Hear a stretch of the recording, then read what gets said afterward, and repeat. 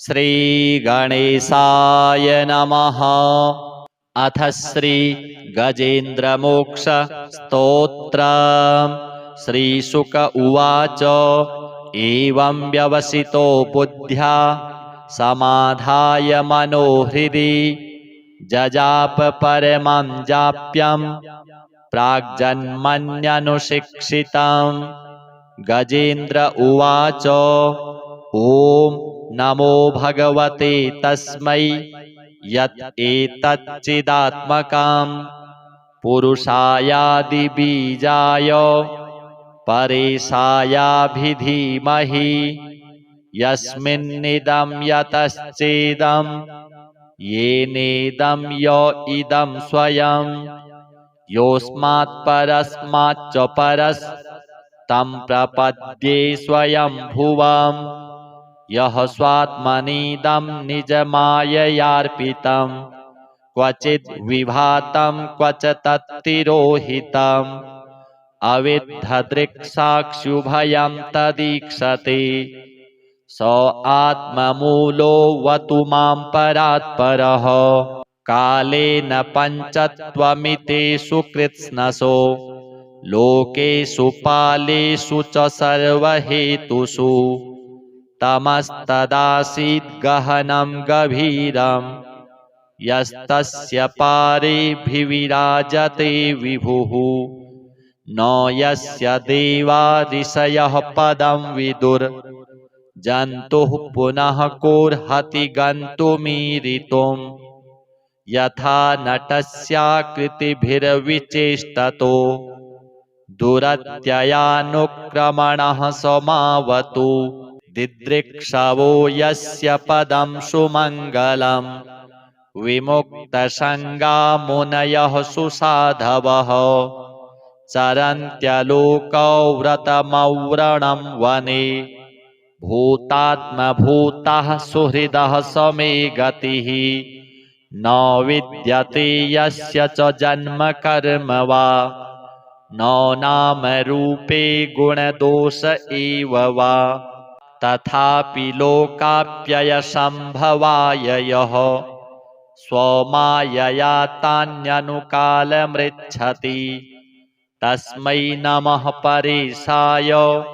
ब्रह्मणेऽनन्तशक्तये अरूपायोरुरूपाय नम आश्चर्यकर्मणे नम आत्मप्रदीपाय साक्षिणे परमात्मने नमो गिरां विदुराय मनसश्चेतसामपि सत्त्वेन प्रतिलभ्याय नैष्कर्म्येण विपश्चिता नमः कैवल्यनाथाय निर्वाणसुखसंविदे नमः शान्ताय घोराय मूढाय गुणधर्मिणे निर्विशेषाय साम्याय नमो ज्ञानघनाय च क्षेत्रज्ञाय नमस्तुभ्यं सर्वाध्यक्षाय साक्षिणे पुरुषायात्ममूलाय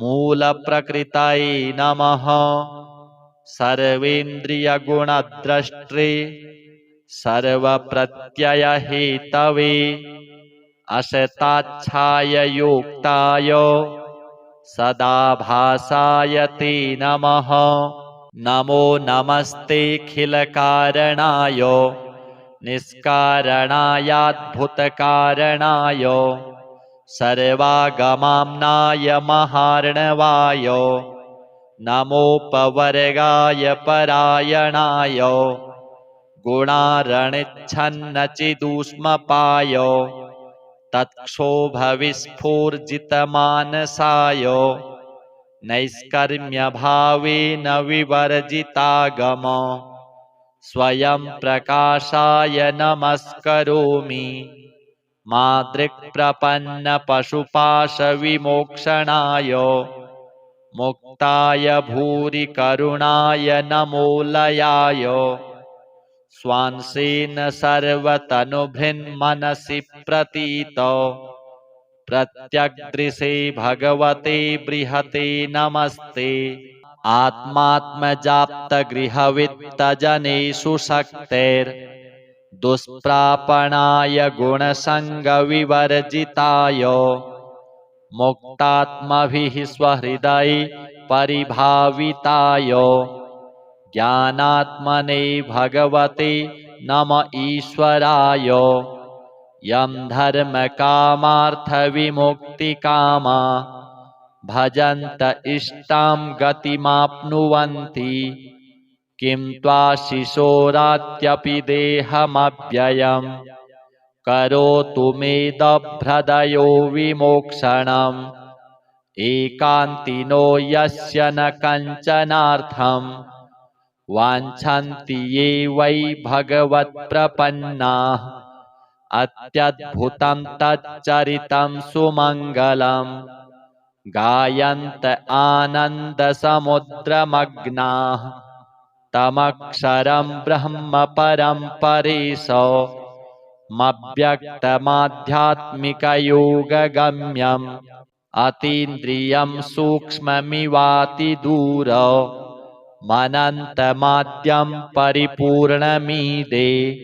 यस्य ब्रह्मादयो देवा वेदालोकाश्चराचराः नामरूपविभेदेन फ्लग्व्या च कलया कृताः। यथार्चिषोऽग्निः सवितुर्गभस्तयो निर्यान्ति संयान्त्यसकृत्स्वरोचिषः। तथा यतोऽयं गुणसम्प्रवाहो बुद्धिर्मनः खानि शरीरसर्गाः।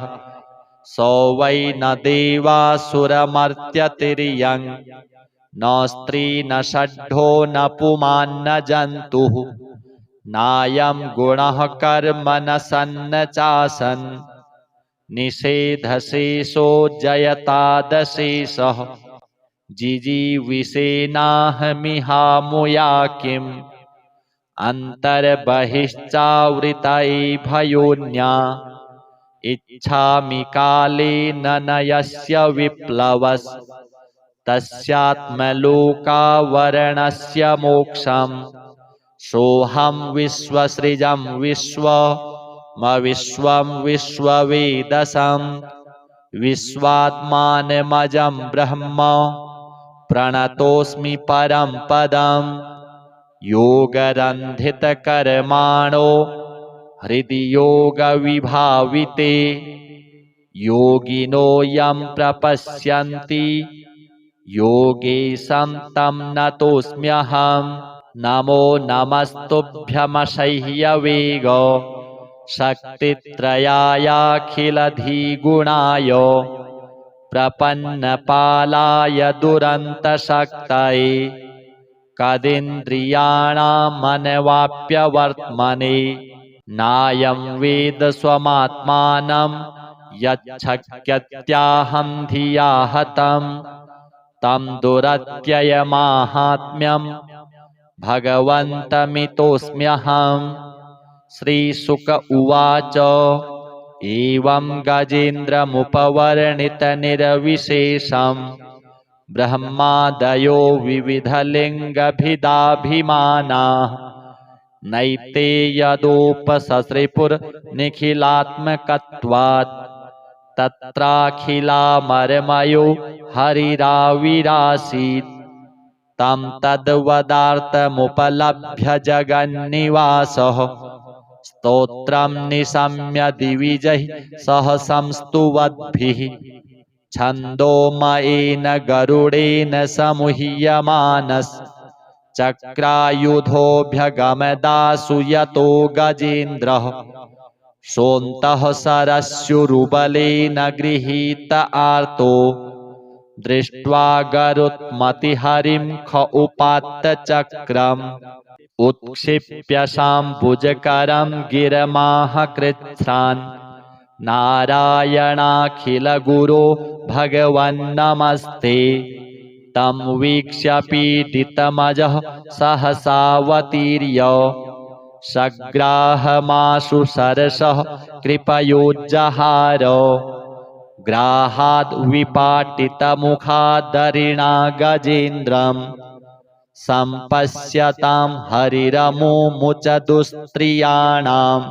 श्रीशुक उवाच एवं व्यवसितो बुद्ध्या समाधाय मनोहृदि जजाप परमं जाप्यं प्राग्जन्मन्यनुशिक्षितम्। गजेन्द्र उवाच ॐ नमो भगवते तस्मै यत् एतच्चिदात्मकम् पुरुषायादिबीजाय परेशायाभिधीमहि यस्मिन्निदं यतश्चेदं येनेदं य इदं स्वयं योऽस्मात् परस्माच्च परस्तं प्रपद्ये स्वयंभुवम्। यः स्वात्मनीदं निजमाययार्पितं क्वचिद् विभातं क्वच तत्तिरोहितम् अविद्धदृक्साक्षुभयं तदीक्षते स आत्ममूलो वतु मां परात्परः। कालेन पञ्चत्वमितेषु कृत्स्नसो लोकेषु पालेषु च सर्वहेतुषु तमस्तदासीद् गहनं गभीरं यस्तस्य पारेभिविराजते विभुः न यस्य देवा ऋषयः पदं विदुर् जन्तुः पुनः कोऽर्हति गन्तुमीरितुम्।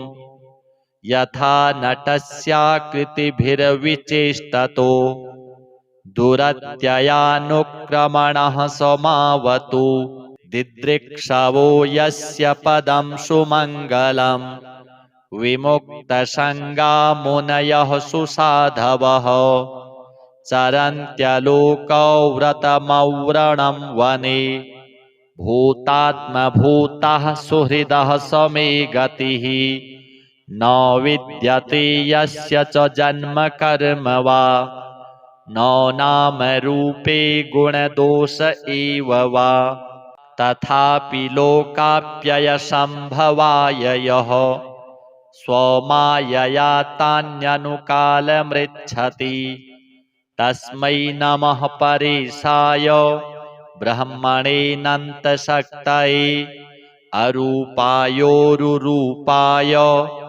नम आश्चर्यकर्मणे नम आत्मप्रदीपाय साक्षिणे परमात्मने नमो गिरां विदुराय मनसश्चेतसामपि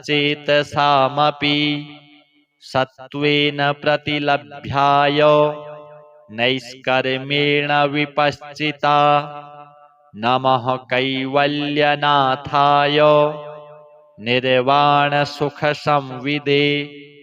नमः शान्ताय घोराय मूढाय गुणधर्मिणे निर्विशेषाय साम्याय नमो ज्ञानघनाय च क्षेत्रज्ञाय नमस्तुभ्यं सर्वाध्यक्षाय साक्षिणे पुरुषायात्ममूलाय मूलप्रकृतये नमः सर्वेन्द्रियगुणद्रष्टे सर्वप्रत्ययहेतवे असताच्छाय योक्ताय सदाभासाय ते नमः नमो नमस्तेऽखिलकारणाय निष्कारणायाद्भुतकारणाय सर्वागमाम्नाय महार्णवाय नमोपवर्गाय परायणाय गुणारणिच्छन्नचिदूष्मपाय तत्क्षोभविस्फूर्जितमानसाय नैष्कर्म्यभावेन विवर्जितागम स्वयं प्रकाशाय नमस्करोमि मादृक्प्रपन्नपशुपाशविमोक्षणाय मुक्ताय भूरि करुणाय नमो लयाय स्वांसेन सर्वतनुभृन्मनसि प्रतीतो प्रत्यग्दृशे भगवते बृहते नमस्ते। आत्मात्मजाप्तगृहवित्तजनेषु शक्तेर्दुष्प्रापणाय गुणसङ्गविवर्जिताय मुक्तात्मभिः स्वहृदये परिभाविताय ज्ञानात्मने भगवते नम ईश्वराय। यं धर्मकामार्थविमुक्तिकामा भजन्त इष्टां गतिमाप्नुवन्ति किं त्वाशिशोरात्यपि देहमव्ययम् करोतु मेदभ्रदयो विमोक्षणम्। एकान्तिनो यस्य न कञ्चनार्थम् वाञ्छन्ति ये वै भगवत्प्रपन्नाः अत्यद्भुतं तच्चरितं सुमङ्गलम् गायन्त आनन्दसमुद्रमग्नाः तमक्षरं ब्रह्म परं परेशमव्यक्तमाध्यात्मिकयोगगम्यम् अतीन्द्रियं सूक्ष्ममिवातिदूर मनन्तमाद्यं परिपूर्णमीदे।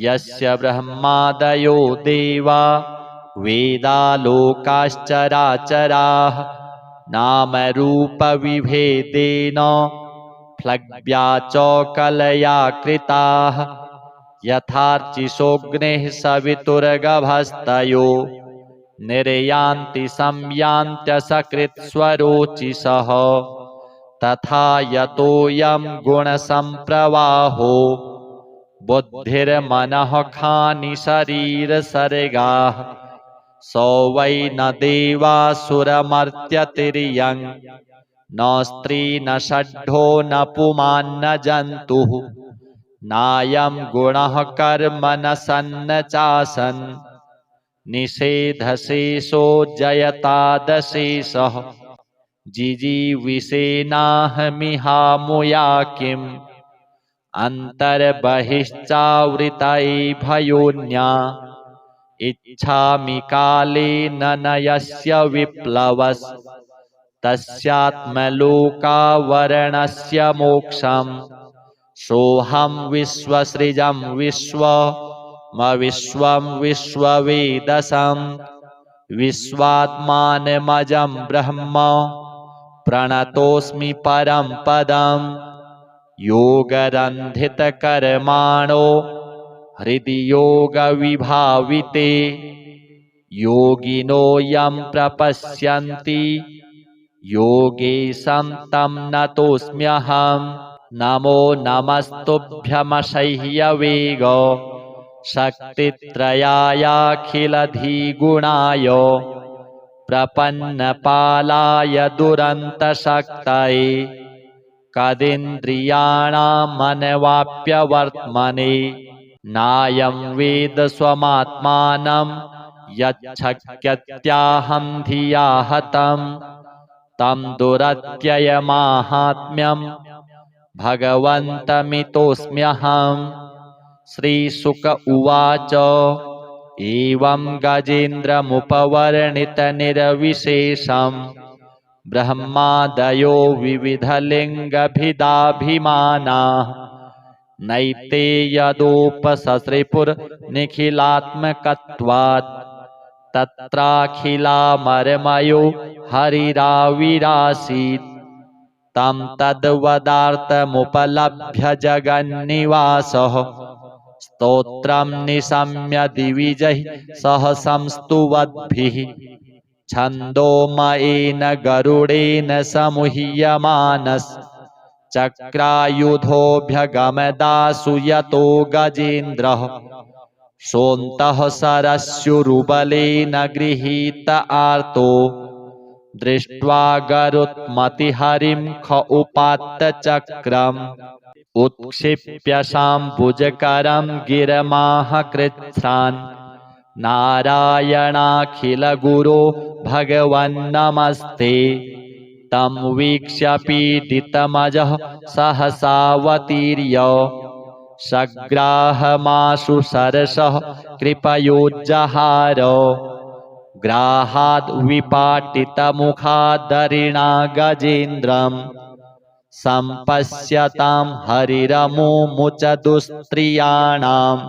श्रीशुक उवाच एवं व्यवसितो बुद्ध्या समाधाय मनोहृदि जजाप परमं जाप्यं प्राग्जन्मन्यनुशिक्षितम्। गजेन्द्र उवाच ॐ नमो भगवते तस्मै यत् एतच्चिदात्मकम् पुरुषायादिबीजाय परेशायाभिधीमहि यस्मिन्निदं यतश्चेदं येनेदं य इदं स्वयं योऽस्मात् परस्माच्च परस्तं प्रपद्ये स्वयंभुवम्। यः स्वात्मनीदं निजमाययार्पितं क्वचिद् विभातं क्वच तत्तिरोहितम् अविद्धदृक्साक्षुभयं तदीक्षते स आत्ममूलोऽवतु मां परात्परः। कालेन पञ्चत्वमितेषु कृत्स्नसो लोकेषु पालेषु च सर्वहेतुषु तमस्तदासीद् गहनं गभीरं यस्तस्य पारेभिविराजते विभुः न यस्य देवा ऋषयः पदं विदुर् जन्तुः पुनः कोऽर्हति गन्तुमीरितुम्।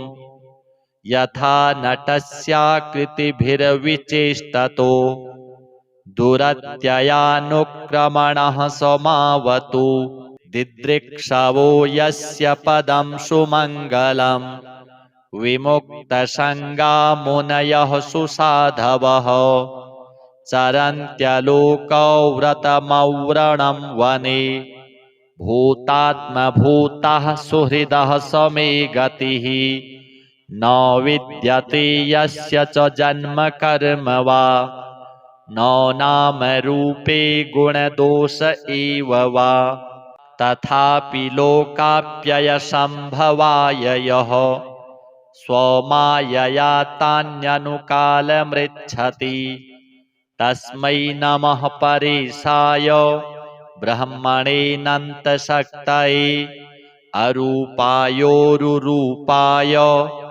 नम आश्चर्यकर्मणे नम आत्मप्रदीपाय साक्षिणे परमात्मने नमो गिरां विदुराय मनसश्चेतसामपि सत्त्वेन प्रतिलभ्याय नैष्कर्म्येण विपश्चिता नमः कैवल्यनाथाय निर्वाणसुखसंविदे नमः शान्ताय घोराय मूढाय गुणधर्मिणे निर्विशेषाय साम्याय नमो ज्ञानघनाय च क्षेत्रज्ञाय नमस्तुभ्यं सर्वाध्यक्षाय साक्षिणे पुरुषायात्ममूलाय मूलप्रकृतये नमः सर्वेन्द्रियगुणद्रष्टे सर्वप्रत्ययहेतवे असताच्छाय योक्ताय सदाभासाय ते नमः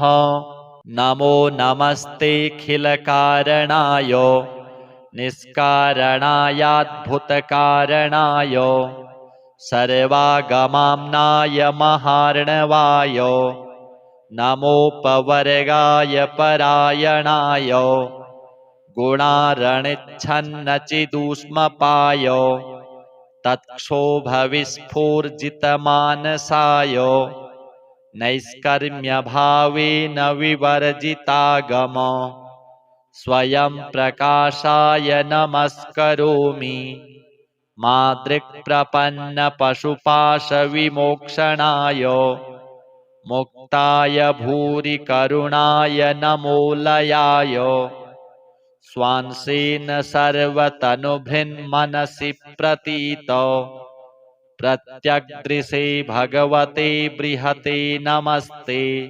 आत्मात्मजाप्तगृहवित्तजनेषु शक्तेर्दुष्प्रापणाय गुणसङ्गविवर्जिताय मुक्तात्मभिः स्वहृदये परिभाविताय ज्ञानात्मने भगवते नम ईश्वराय यं धर्मकामार्थविमुक्तिकामा भजन्त इष्टां गतिमाप्नुवन्ति किं त्वाशिशोरात्यपि देहमव्ययम् करोतु मेदभ्रदयो विमोक्षणम् एकान्तिनो यस्य न कञ्चनार्थम् वाञ्छन्ति ये वै भगवत्प्रपन्नाः अत्यद्भुतं तच्चरितं सुमङ्गलम् गायन्त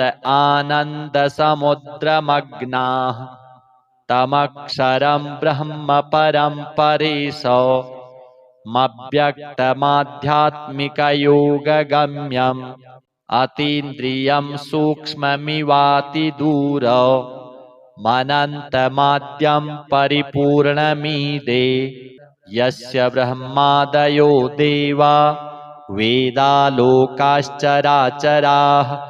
नामरूपविभेदेन फ्लग्व्या च कलया कृताः यथार्चिषोऽग्निः सवितुर्गभस्तयो निर्यान्ति संयान्त्यसकृत्स्वरोचिषः तथा यतोऽयं गुणसम्प्रवाहो बुद्धिर्मनः खानि शरीरसर्गाः स वै न देवासुरमर्त्यतिर्यं न स्त्री न षड्ढो न पुमान् न जन्तुः नायं गुणः कर्म न सन्न चासन् निषेधशेषो जयतादशेषः जिजीविषेनाहमिहामुया किम् अन्तर्बहिश्चावृतये भयोन्या इच्छामि कालेन न यस्य विप्लवस् तस्यात्मलोकावरणस्य मोक्षम् सोऽहं विश्वसृजं विश्वं विश्ववेदसं विश्वात्मानमजं ब्रह्म प्रणतोऽस्मि परं पदम् योगरन्धितकर्माणो हृदि योगविभाविते योगिनो यं प्रपश्यन्ति योगेशं तं नतोऽस्म्यहम् नमो नमस्तुभ्यमसह्यवेग शक्तित्रयायाखिलधिगुणाय प्रपन्नपालाय दुरन्तशक्तये कदिन्द्रियाणामनवाप्यवर्त्मने नायं वेद स्वमात्मानं यच्छक्यत्याहं धिया हतं तं दुरत्ययमाहात्म्यं भगवन्तमितोऽस्म्यहम् श्रीशुक उवाच एवं गजेन्द्रमुपवर्णितनिरविशेषं ब्रह्मादयो विविधलिङ्गभिदाभिमानाः नैते यदोपससृपुर्निखिलात्मकत्वात् तत्राखिलामरमयो हरिराविरासीत् तं तद्वदार्थमुपलभ्य जगन्निवासः स्तोत्रं निशम्य दिविजैः सह संस्तुवद्भिः छन्दोमयेन गरुडेन समुह्यमानश्चक्रायुधोऽभ्यगमदासु यतो गजेन्द्रः सोऽन्तः सरस्युरुबलेन गृहीत आर्तो दृष्ट्वा गरुत्मतिहरिं ख उपात्त चक्रम् उत्क्षिप्य शाम्बुजकरं गिरमाह कृच्छ्रान् नारायणाखिलगुरो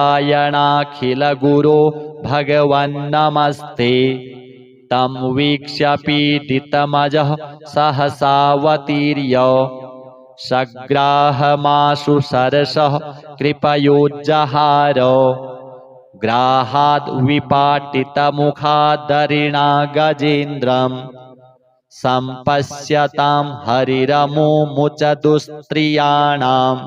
श्रीशुक उवाच एवं व्यवसितो बुद्ध्या समाधाय मनोहृदि जजाप परमं जाप्यं प्राग्जन्मन्यनुशिक्षितम्।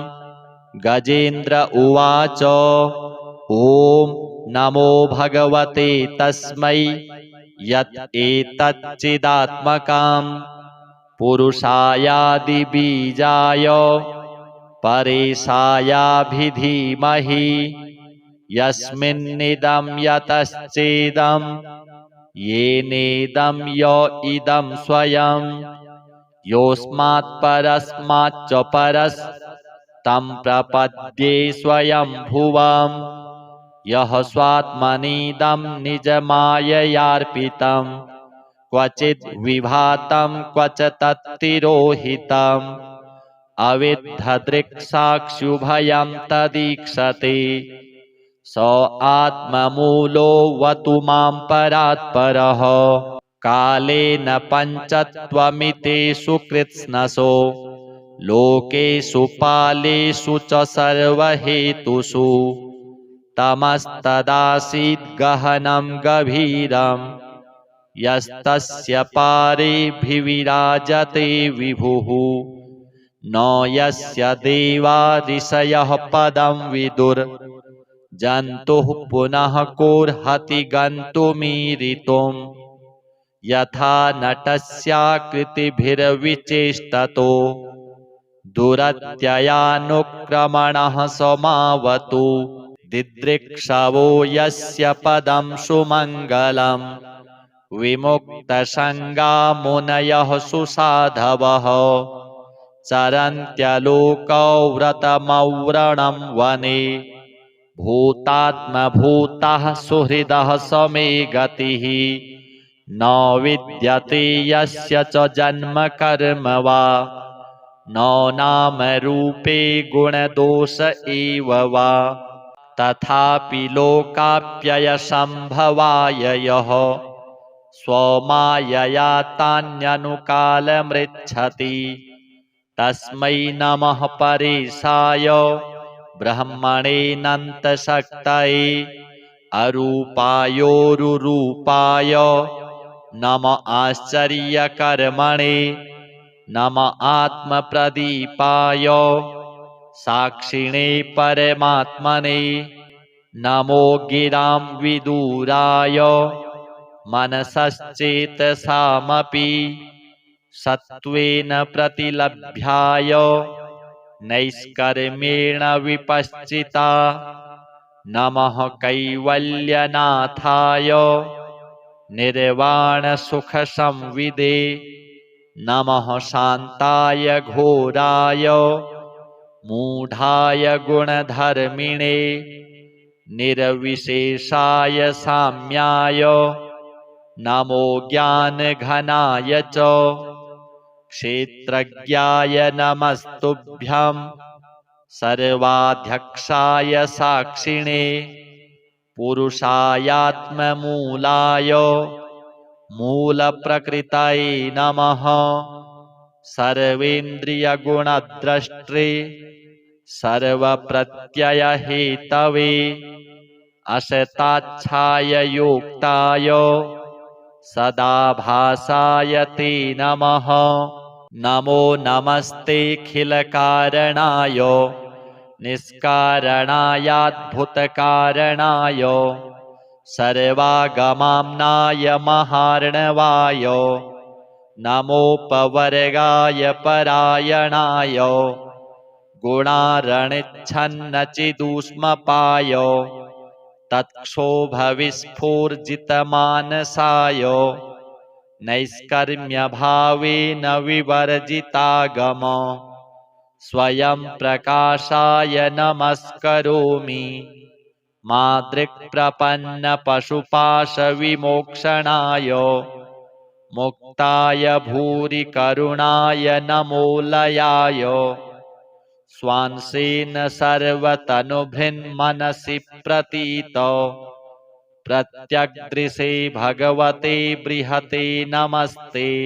आत्मात्मजाप्तगृहवित्तजनेषु शक्तेर्दुष्प्रापणाय गुणसङ्गविवर्जिताय मुक्तात्मभिः स्वहृदये परिभाविताय ज्ञानात्मने भगवते नम ईश्वराय यं धर्मकामार्थविमुक्तिकामा भजन्त इष्टां गतिमाप्नुवन्ति किं त्वाशिशोरात्यपि देहमव्ययम् करोतु मेदभ्रदयो विमोक्षणम् एकान्तिनो यस्य न कञ्चनार्थम् वाञ्छन्ति ये वै भगवत्प्रपन्नाः अत्यद्भुतं तच्चरितं सुमङ्गलम् गायन्त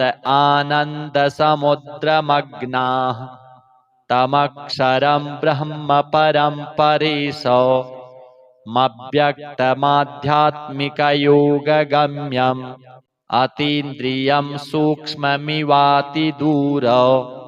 मनन्तमाद्यं परिपूर्णमीदे यस्य ब्रह्मादयो देवा वेदालोकाश्चराचराः नामरूपविभेदेन फ्लग्व्या च कलया कृताः यथार्चिषोऽग्निः सवितुर्गभस्तयो निर्यान्ति संयान्त्यसकृत्स्वरोचिषः तथा यतोऽयं गुणसम्प्रवाहो बुद्धिर्मनः खानि शरीरसर्गाः स वै न देवासुरमर्त्यतिर्यं न स्त्री न षड्ढो न पुमान्न जन्तुः नायं गुणः कर्म न सन्न चासन् निषेधशेषो जयतादशेषः जिजीविषेनाहमिहामुया किम् अन्तर्बहिश्चावृतये भयोन्या इच्छामि कालेन न यस्य विप्लवस् तस्यात्मलोकावरणस्य मोक्षम् सोऽहं विश्वसृजं विश्वं विश्ववेदसं विश्वात्मानमजं ब्रह्म प्रणतोऽस्मि परं पदम् योगरन्धितकर्माणो हृदि योगविभाविते योगिनो यं प्रपश्यन्ति योगेशं तं नतोऽस्म्यहम् नमो नमस्तुभ्यमसह्यवेग शक्तित्रयायाखिलधिगुणाय प्रपन्नपालाय दुरन्तशक्तये कदिन्द्रियाणामनवाप्यवर्त्मने नायं वेद स्वमात्मानं यच्छक्यत्याहं धिया हतं तं दुरत्ययमाहात्म्यं भगवन्तमितोऽस्म्यहम्।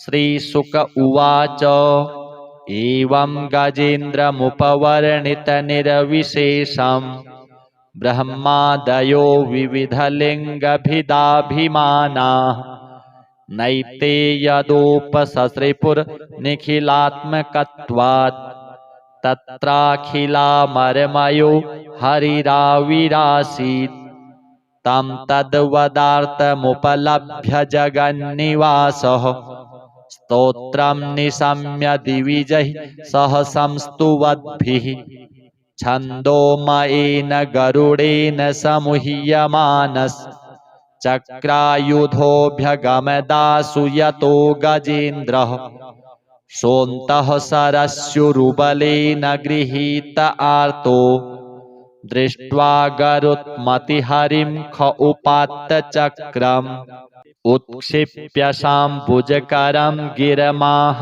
कृच्छ्रान् नारायणाखिलगुरो भगवन्नमस्ते। तं वीक्ष्य पीडितमजः सहसावतीर्य सग्राहमाशु सरसः कृपयोज्जहार। ग्राहाद् विपाटितमुखादरिणा गजेन्द्रम् सम्पश्यतां हरिरमुमुच दुस्त्रियाणाम्।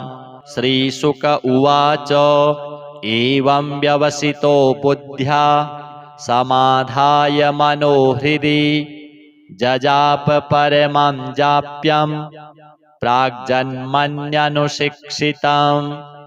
गजेन्द्र उवाच ॐ नमो भगवते तस्मै यत् एतच्चिदात्मकम् पुरुषायादिबीजाय परेशायाभिधीमहि यस्मिन्निदं यतश्चेदं येनेदं य इदं स्वयं योऽस्मात् परस्माच्च परस्तं प्रपद्ये स्वयंभुवम्। यः स्वात्मनीदं निजमाययार्पितं क्वचिद् विभातं क्वच तत्तिरोहितम् अविद्धदृक्साक्षुभयं तदीक्षते स आत्ममूलो वतु मां परात्परः। कालेन पञ्चत्वमितेषु कृत्स्नसो लोकेषु पालेषु च सर्वहेतुषु तमस्तदासीद् गहनं गभीरम् यस्तस्य पारेभिविराजते विभुः। न यस्य देवा ऋषयः पदं विदुर् जन्तुः पुनः कोऽर्हति गन्तुमीरितुम्।